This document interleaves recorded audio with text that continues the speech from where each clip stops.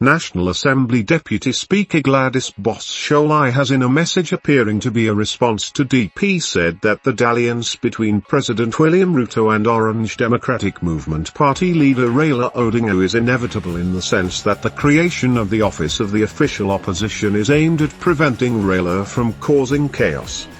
Speaking during an exclusive interview with KTN News on Monday morning, the vocal Rift Valley MP said, likes of the DP should cease being politically insecure, adding that the person who should be blamed in case things go wrong is President William Ruto.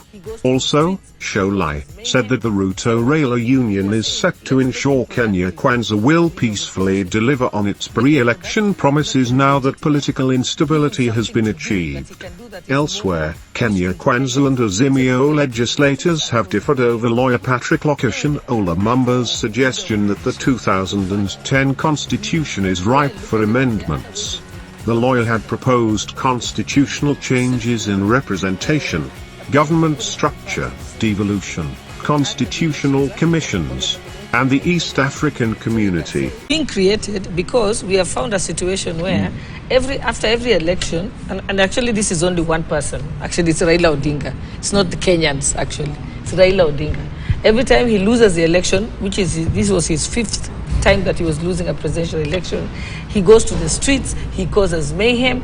So we are saying, let's make him productive as a leader of opposition. Make him productive, make him legitimate, give him something to do that he can do that is more useful to Kenyans instead of going to the streets and causing mayhem. And having that leader of opposition, in fact, the way I look at it, there are other ways of doing it. You don't necessarily have to amend the constitution. You could simply amend the political parties Act and the Elections Act on the nominations. So you can say that political parties, when they nominate, one of the persons they should nominate is the person who had the second largest number of presidential votes to be nominated as a member of parliament. So and when he comes to member of parliament, he then automatically will become the leader of the minority leader. Yeah, so you're talking about the minority. So you don't even have to touch the constitution. We just have to make amendments to something else. Because that was the other question. For example, now if you have that office, what happens to the office of the minority? Are we abolishing it? No, I'm just saying if you nominate Raila Odinga to parliament today, he will automatically become the minority leader. So you sort out that matter. Yeah, you sort out that problem. So we don't even have to touch the constitution. And that's why I was saying this bipartisan talks, if it's about, once they raise those issues, what they want changed, then they just give it to a team of legislative drafts people like us. We'll draft that law. We'll know which law to amend. But it's very simple. So, but let them agree on what they want. Because usually you want the public to agree on what they want. Yes, and then the legislative drafting can now be done by technicians.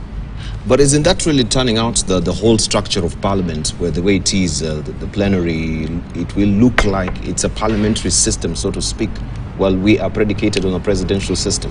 In fact, first of all, I don't know why this is a narrative that has been sold by the media and many people to say we are a parliamentary system. We are a hybrid. Yes. We are a mishmash. There is no system. This is a Kenyan system.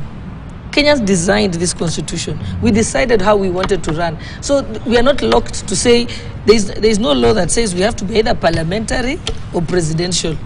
We can decide that we are neither, and we create our own system. So you're just looking at history, what other countries are doing. Who says that you can only be either or? That's not the position. We can design our own system. Yes. Okay. So don't sell that narrative, because that's what's being sold. That you're either or.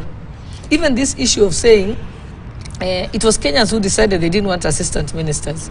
But it's coming apparently clear that we do actually need assistant ministers. The ministers are overwhelmed. They are overworked. So if you have assistant ministers, it eases the pressure out of them. And that's why initially we used to think that you only needed to have one principal secretary. But it came out clearly that if you have a ministry of sports, creative arts, I don't know what, many things, then you need, for each of those aspects, you need to have a different PS.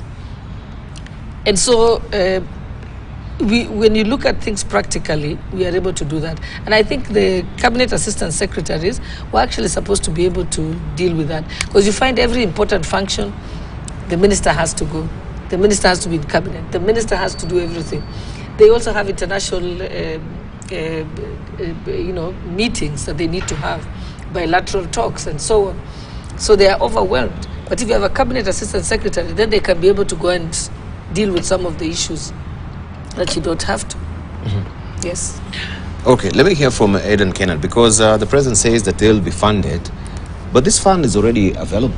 Which when fund? you look at the Political Funding Act, I mean, for when the lion's share, is it a 7% or is 0.3% For the- from the exchequer for the political political parties. Yeah, political parties fund. Yes, Yeah. but then that one So is given. what- That one is given to political parties in accordance to the number of votes they garnered. That's what I'm So saying. that's how it's calculated. Because when you look at this Political Funding Act, it is still lifting that particular funding that the president is saying now will be funding the opposition.